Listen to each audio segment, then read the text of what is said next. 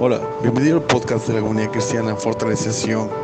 En el día de hoy iniciamos una nueva serie titulada Buenas Obras. Te invitamos a escuchar muy atentamente y compartir este audio con todos sus familiares y amigos.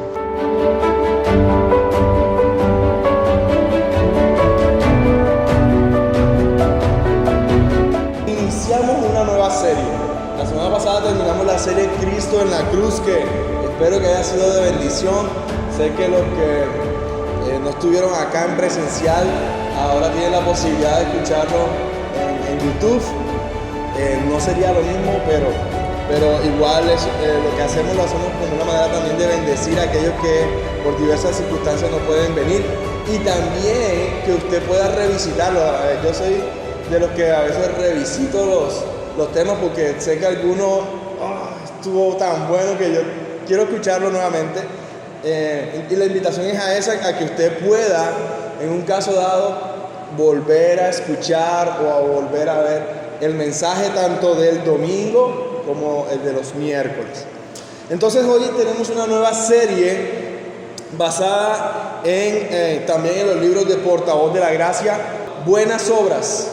Está basado en el Portavoz de la Gracia número 20 y los que han podido leer el material sabrán que los libros de Portavoz tienen pequeñas exposiciones a raíz de un texto bíblico.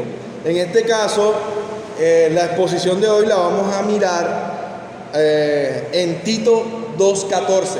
Acompáñenme a ese texto, los que trajeron su Biblia. Vamos a la carta de Pablo a Tito. Tito capítulo 2, verso 14. Y mientras lo buscan, el título que tiene esta enseñanza, que fue un sermón predicado por el pastor Charles Spurgeon en el año 1856. Entonces imagínense que no fue ayer, ¿no? Fue predicado y enseñado hace más de 200 y pico de años atrás. Entonces, el sermón tiene por título: ¿crees que tienes alguna buena obra?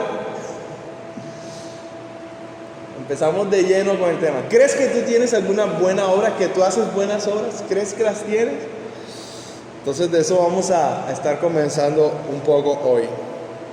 Vamos a leer qué dice Tito capítulo 2, verso 14. Dice así: Él, está hablando de Cristo, Él se dio por nosotros para redimirnos de todo pecado o de toda iniquidad, y purificar para sí, o sea, para Él, un pueblo para posesión suya, y que este pueblo sea celoso de buenas obras. Amén. Voy a leerlo ahora de corrido. Cristo se dio a sí mismo por nosotros para redimirnos de toda iniquidad y purificar para sí un pueblo propio celoso de buenas obras. Amén. Vamos a orar. Señor y Dios, gracias. Gracias te damos por la oportunidad de reunirnos en este miércoles 1 de septiembre y además de iniciar el mes, iniciar una nueva serie de mensajes, Dios, específicamente acerca de las buenas obras. Padre Celestial, yo ruego desde ya que sea una serie de edificación, de bendición, de ánimo, pero también de exhortación. Señor, háblanos y enséñanos, y si es necesario, humilla nuestro orgullo, dobla nuestras rodillas, y Señor, habla y traspasa nuestros corazones con tu palabra, de modo que, Señor, tú nos perfecciones. Como le dijo Pablo a Timoteo, tú nos sigas santificando, tú nos sigas perfeccionando hasta la estatura de la plenitud de nuestro Señor y Salvador Jesús. Oramos por los méritos de Él. Amén. Bueno, lo primero que quiero decirles es que espero que ninguno se ponga bravo hoy. Espero que ninguno se ponga bravo, ni de los que están aquí en presencial, ni de los que van a escuchar esto después. o que ninguno de mis oyentes termine con un espíritu legalista por lo que vamos a estar diciendo. Ya que, como les acabo de decir hace un momento, hemos venido exponiendo casi que todo el año, desde el principio del año hemos venido hablando de Jesús, hemos venido hablando de quién es Él. No solamente los miércoles, me refiero a la iglesia como tal. El pastor nos ha venido enseñando casi que un año acerca de Jesús, del gran yo soy, del evangelio, de sus obras. Entonces creo y espero que ninguno aquí en esta serie vaya a tender hacia el legalismo. ¿Qué es el legalismo? Para los que se preguntarán a qué se refiere con eso. Básicamente, de manera resumida, el legalismo es confiar en nuestras obras para nuestra salvación eterna. Entonces yo espero que durante esta serie ninguno vaya a coger ese lado, sino tener claro que nuestra salvación es por la obra de Cristo y la gracia de nuestro Dios. Entonces, ahora, si usted tiene algún problema, si usted empieza a tener dudas, ya les decía, al finalizar podemos hacer preguntas, y tal vez la invitación que yo le haría es a visitar tal vez algunos de los mensajes que se han expuesto en otras ocasiones en la iglesia. Entonces, lo primero que quiero decirles es que todos los hijos de Dios han sido apartados para Dios, es decir, han sido llamados a ser un pueblo santo, un pueblo santo. ¿Santo a qué significa o qué quiere decir? Quiere decir que es un pueblo apartado, es un pueblo que está retirado, ¿no? Y que en este caso está retirado para estar con Dios. Quiero ponerles el ejemplo del Éxodo. Quiero irme a Éxodo y exponerles el ejemplo del pueblo de Israel, que todavía no se llamaba Israel en ese momento. ¿De qué se separó el pueblo hebreo en ese momento? De Egipto, ¿no? ¿Qué le dijo Moisés a Faraón? Le dijo: Faraón, permítenos ir al desierto para adorar a nuestro Dios, porque nuestro Dios nos lo ha pedido, quiere que salgamos de aquí y vayamos a adorar. Eso es un pueblo que busca la santidad, apartarse del Egipto, salir del Egipto e irnos a Dios y vivir bajo sus normas y sus reglas y adorarle y disfrutar de Él. Y eso es lo que Dios quiere para nosotros, que seamos un pueblo apartado para Él. Este fue el propósito por el cual nació el pueblo hebreo, y es el mismo propósito por el cual el hombre fue creado, para que Dios disfrutara del hombre y para que el hombre disfrutara de Dios. Entonces, para esto hemos sido nosotros ahora redimidos por la sangre de Jesús y hechos un pueblo adquirido. ¿Para qué? Para ser un pueblo celoso de buenas obras, como nos acaba de decir el texto. Un pueblo que vive para glorificar y adorar y obedecer y amar a su Dios. Entonces, en primer lugar, quiero que intentemos responder a la pregunta: ¿qué son buenas obras? ¿Qué son buenas obras? Y me atrevería a decir que podemos, como ya les decía, ofender el orgullo y intentar traspasar algunos límites técnicos referentes a lo que puede ser estas palabras. Y ya quiero darme a entender con eso. Cuando usamos la palabra buena aquí junto a las obras, estamos buscándole es un sentido más de lo más correcto. ¿A qué me refiero con esto? Es ese sentido que tenía Dios cuando hizo el mundo. En Génesis, Dios va creando, va haciendo la creación. ¿Y cómo le va diciendo a cada cosa? El día que Dios hizo sea la luz, le dijo: es bueno. El día que hizo los animales, dijo: es bueno. El día que creó las lumbreras, que hizo la tierra, que hizo las aves, que hizo al hombre, dijo: es bueno. Y después, cuando crea al hombre, dice: wow, esto es muy bueno. Miren, hay muchas obras que para el hombre son buenas. Pero aquí usaremos la palabra buena en un sentido mucho más elevado al humano. La usaremos en relación con Dios. Entonces, para que no se me preocupen tampoco. Si leemos las Escrituras de manera correcta, que es lo que intentamos hacer, creemos que ninguna obra, por más buena que parezca a los ojos del hombre, es buena, ¿cierto? Y ahí vamos pensando en un pasaje, ¿cierto? De la Escritura que dice, ¿alguien se acuerda? Dice que nuestras buenas obras son como trapo de inmundicia, ¿cierto? Se nos viene eso a la mente. Entonces, para el hombre podemos hacer muchas cosas buenas, pero delante de Dios, nuestras buenas obras son como trapo de cocina, algunos la comparan. Ahora, esto pone en evidencia gran parte de lo que los hombres hacen a fin de obtener la salvación. Y quiero que miremos algunas cosas que inclusive nosotros podemos decir que son buenas, pero que para Dios no lo son. Busquemos un momento la parábola del fariseo y el publicano, que está en Lucas 18, del 9 al 14. Vamos a ir a los evangelios. Lucas 18, del 9 al 14.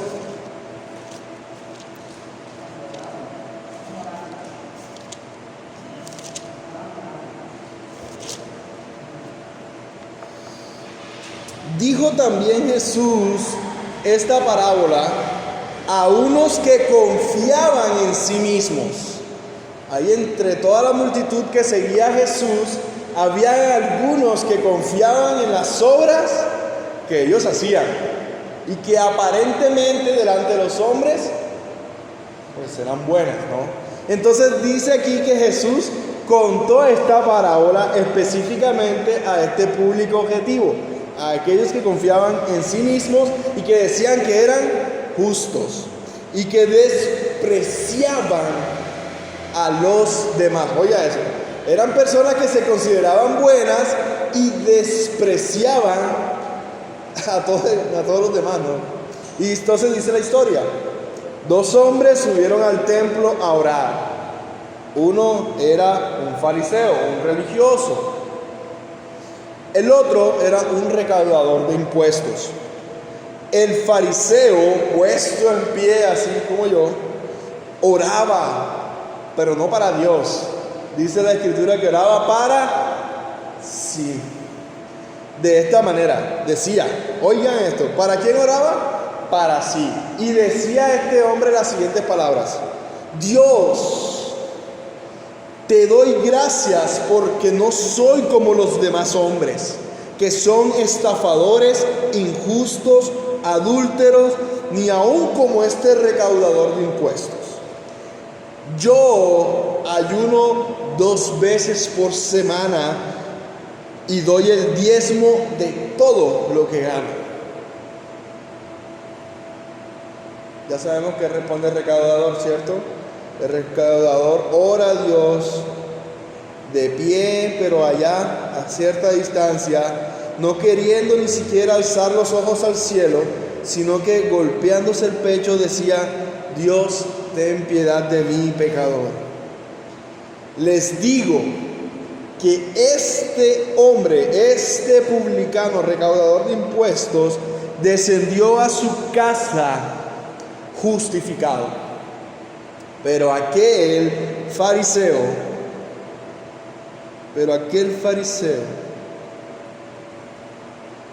le dice Jesús: el que se engrandece será humillado, el que se humilla será engrandecido. Amén.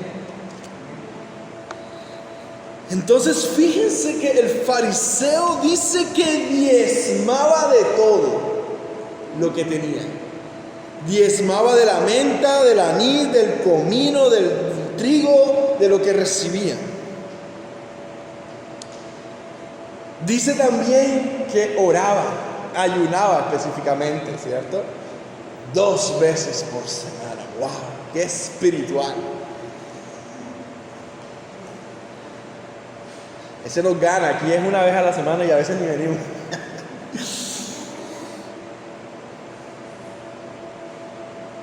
Esto parecería ser obediencia a Dios, ¿cierto? Dios había demandado eso, había enseñado eso, pero también si el fariseo supiera y conociera bien la Escritura, sabría que Dios, una de las cosas que desea es que quitemos más bien, en vez de sacrificios, en vez de ayunos, preferiría que nosotros actuáramos con justicia y misericordia. Eso también lo habla la Escritura.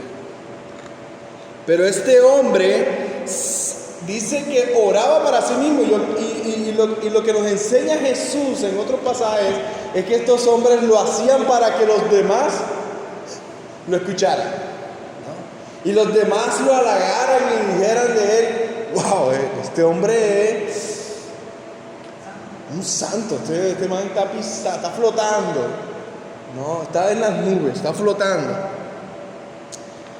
Pero mis hermanos, en vano son todas las pretensiones de los hombres que castigan su carne o hacen esto o aquello para obtener el favor de Dios. En vano hacen eso. En vano lo hacen. Y eso es una constante hoy en día, porque muchos hacen pactos con Dios todavía hoy, queriendo de alguna manera doblegar la voluntad de Dios. Y hacen ayunos de 41 días, y hacen oraciones, y hacen una cantidad de cosas para ganar el favor de Dios. Y pueden ser buenas, y parecen ser buenas, pero ninguna obra es buena, y en especial aquellas que Dios no haya ordenado. De hecho, esto me recuerda una historia que está en Jueces, muy trágica por cierto, en la que un juez de Israel le dice a Dios, Dios no le había pedido esto, pero él dice, como queriendo, Dios le había dicho: tú vas a liberar a mi pueblo y vas a libertarlo de sus opresores. Y este hombre, ya teniendo el mandato, él le agrega otra cosa, y él le dice: Señor, si tú me das la victoria, yo te entregaré en sacrificio a la primera persona que salga de la ciudad a recibirnos. ¿Y saben qué fue lo trágico? Que esa persona, cuando ellos vienen de derrotar al otro pueblo, esa primera persona fue su hija, la única que tenía. ¿Y saben qué hizo? Ni siquiera oró a Dios para pedirle misericordia por algo que él puso, sino que simplemente lloró, y por su palabra terminó haciendo eso. ¿Ustedes se acuerdan qué fue lo que pasó con Abraham? ¿Qué le dijo a Abraham? Dios le dijo que entregara a su hijo.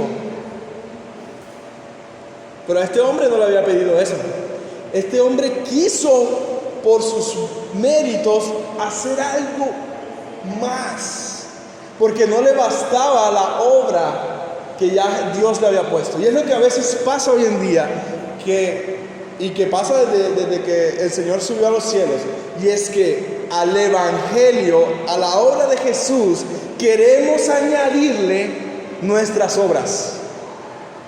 Sigue pasando igual. No aceptamos que la salvación de nuestro Dios es gratuita por medio de la fe en Jesús, sino que tenemos que añadirle obras. Señor, es que no me basta con que lo que tú hayas hecho. Yo soy pastor, yo soy el diácono, y cuando nos presentamos al Señor, eso es lo que queremos. Si Él nos pregunta, yo voy listo. Claro, yo era el que predicaba, yo era el líder juvenil y el de la alabanza, y 10 años en la alabanza. Debo tener esa salvación segura. Confiamos en nuestras obras en lugar de confiar en la obra plena de Jesús.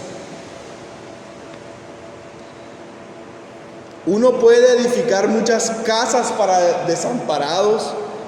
Inclusive podemos aquí usted poner todo el recurso que usted quiera para los que ahora mismo están en calamidad. Pero si usted construye sin la referencia del mandato divino, no ha realizado ninguna buena obra. Si usted lo hace solamente por el mero orgullo, por el mero deseo banal de satisfacer su mente con que está ayudando, con que estoy haciendo algo, y no cuenta como buena obra. Además, nada es una buena obra a menos que se realice con una buena motivación. Y no hay mejor motivación que sea para la gloria de Dios, de manera genuina.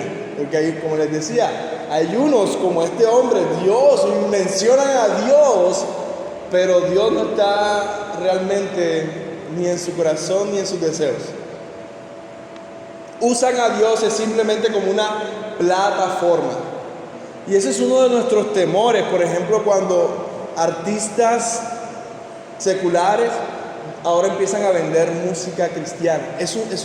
No dudo que algunos lo hagan genuinamente, pero es como que, bueno, acá hay otro mercado y voy a usar el rótulo de Dios, pero acá hay otro mercado. Eso es un temor grande. Y como muchos corren, se convirtió enseguida la masa, ¿no? Eso es un temor que tenemos cuando pasan este tipo de circunstancias.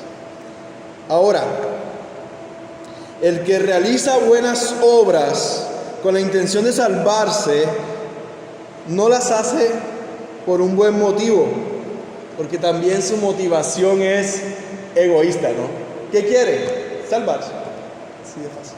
No por amor a Dios, no por amor al prójimo, sino simplemente por salvar su pellejo.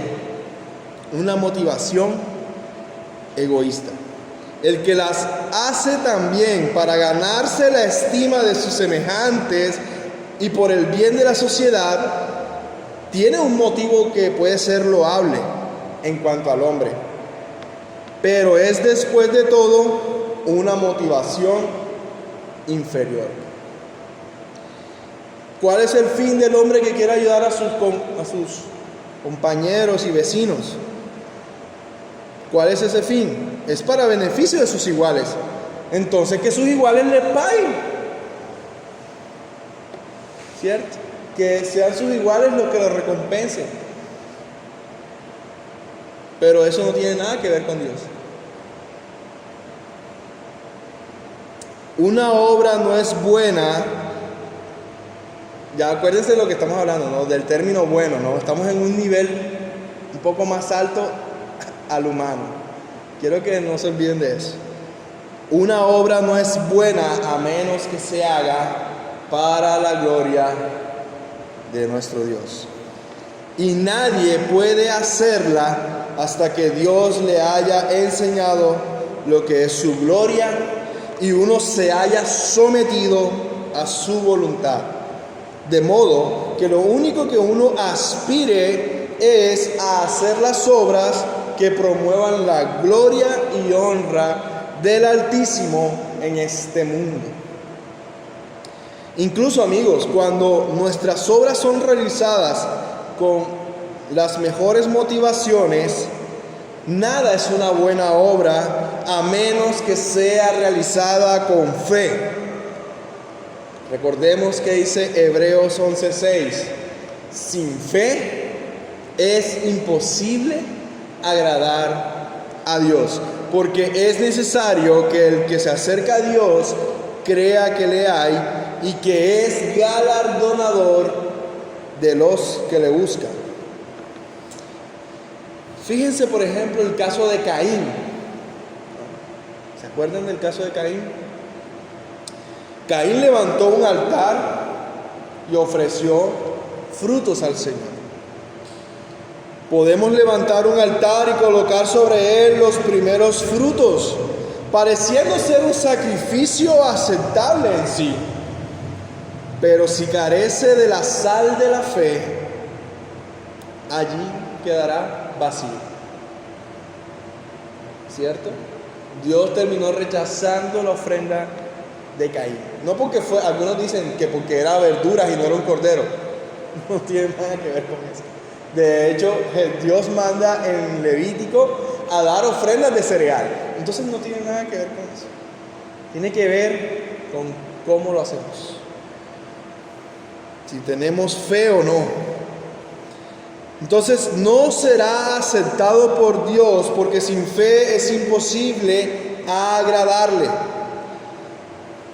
Les invito a que traigamos, por ejemplo, un hombre aquí, quien toda su vida ha invertido, su salud la ha invertido, sus fuerzas la ha invertido por sus prójimos. Muéstrame, por ejemplo, el caso de un servidor público que ha cumplido su deber a cabalidad, trabajando día y noche, aún a expensas de su salud, porque creía que su patria esperaba que cada uno cumpliera su deber y él quiso hacerlo. Traigamos aquí a un hombre y veamos sus obras de caridad, su benevolencia, su gran generosidad. Y que nos diga cómo es que siempre ha trabajado para su país con perseverancia. Que nos diga eso, que nos cuente. Pero luego preguntémosle a esta misma persona, ¿crees tú en el Hijo de Dios? Tendremos que al final decirle con toda sinceridad que no ha hecho, aunque se haya matado la vida, no ha hecho ni una buena obra en toda su vida en lo que refiere a Dios. Y como decía anteriormente, que el pueblo para el que le trabajó le pague, porque lo hizo bien. Ahora, en tercer lugar, cuando tenemos fe en Dios y realizamos nuestras obras con las mejores motivaciones, aún así no contamos ni siquiera con una sola buena obra, hasta que ésta sea rociada por la sangre de Jesús. Cuando observamos todo lo que hemos hecho en nuestra vida, observe y reflexione un momento en todo lo que usted ha hecho en su vida. Le pregunto, ¿podemos encontrar siquiera una cosa que nos atrevamos a llamar? Acuérdese del contexto, no estamos aquí.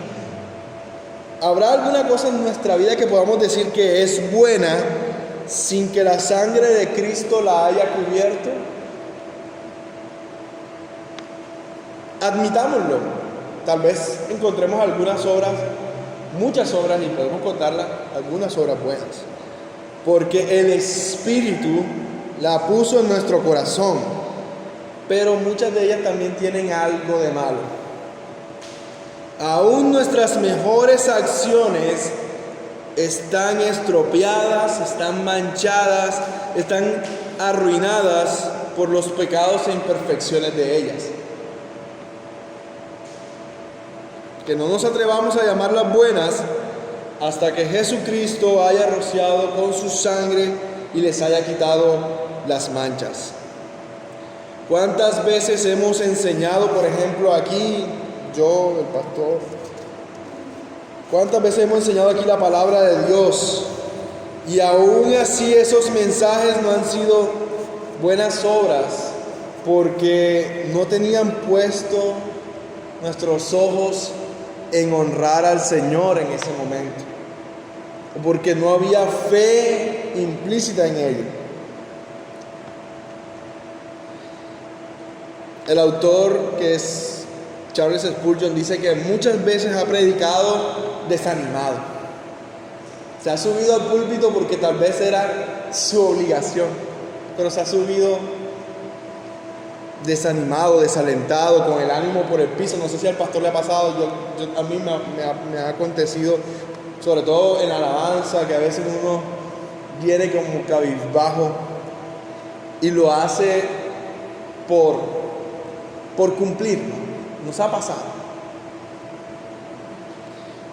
A menudo hemos temido Aun cuando nos regocijábamos de ver almas convertidas y que quizás lo hicimos con una mala motivación, pero que finalmente, wow, el pueblo se alegró, el pueblo se emocionó, el pueblo adoró. O sea, no significa que no haya tal vez bendecido a la iglesia o bendecido a las personas, pero nuestra motivación no se estaba realizando, como dice él, con fe, como dice la palabra.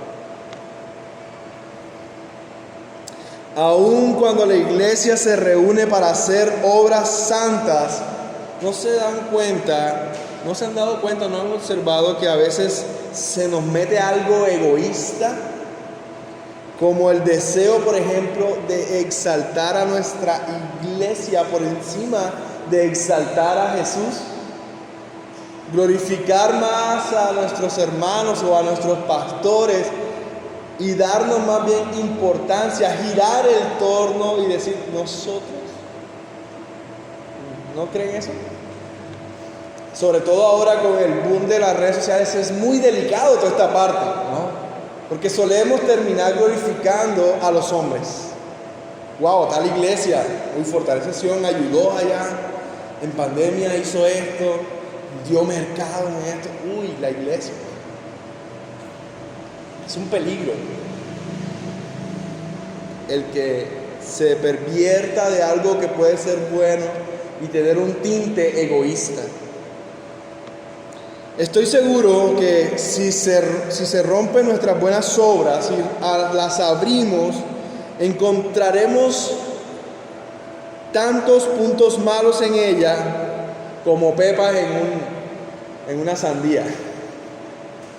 Muy bonita, pero ahí tiene sus pepitas, ¿no? Y hay que deshacernos del todo y empezar de nuevo. Hay tantas manchas morales en ellas que necesitan ser lavadas por la sangre de Jesús para que vuelvan a servir realmente de algo. Ahora, ya casi estamos por finalizar y quiero preguntarles en este punto de la charla, ¿creen que acaso cuentan ustedes con alguna buena obra? Mediten en eso. Yo creo que algunos podrán decir las siguientes palabras. Yo creo que no tengo muchas buenas obras, o mejor dicho, sé que no tengo ninguna. Pero gracias a su amor, el Dios que aceptó mi persona en Cristo, también acepta mis obras en Cristo. Y a aquel que me bendijo en él para ser una vasija escogida, le ha agradado aceptar lo que él mismo ha puesto en esa vasija. Como diría Pablo en Efesios 1:6, somos para alabanza de la gloria de su gracia, con la cual nos hizo aceptos en Jesús, en el amado. Puede que algunos piensen de esa manera, que se aferran a que somos aceptados plenamente porque el amado vivió perfecto, una vida perfecta. Pero ahora quiero ir a aquellos que se tildan de justos, como nuestro amigo de la parábola, aquellos moralistas convencidos de que son buenos, como el joven rico. Y si lo que he dicho en esta noche ha sido bien expuesto, ha sido acorde con la palabra, mi pregunta es, ¿dónde está tu santidad? Usted puede decir que soy un hombre generoso, y digamos y creamos que lo es. Le digo que vaya y apele a sus prójimos y que sean ellos quienes les paguen por su caridad y generosidad. El moralista podrá decir, ay, pero que yo soy un hombre de buena moral, soy un gran orgullo para mi país. Ojalá todos actuaran como yo. Sería un mejor mundo, sería un mejor país. Si es así, entonces que el país y el mundo te recompensen. Que te pongan a ti como rey, como el líder. pero que sean ellos los que te paguen. Pero delante de Dios te digo que has trabajado en vano.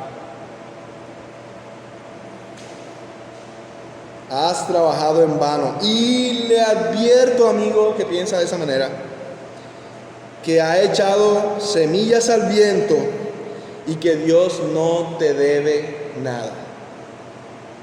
No has vivido para la gloria de Dios y mucho menos para honrarle. Y debemos reconocer que no hemos realizado ni una acción con el deseo de agradar a Dios, sino que hemos trabajado para agradarnos a nosotros mismos.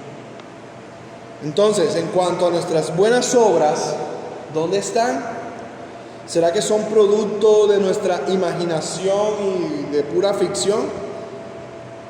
Bueno, les digo que las buenas obras en los pecadores no existen. Como diría un teólogo muy antiguo llamado San Agustín, dijo las siguientes palabras: las buenas obras, como las llaman, en los pecadores no son más que pecados espléndidos, pecados muy bonitos. Y esto se aplica a las mejores obras del mejor de los hombres, que no es Cristo. Así que no son más que pecados espléndidos, pecados con buen barniz, para que no se noten las imperfecciones. Dios nos perdone, queridos hermanos, por nuestras buenas obras también.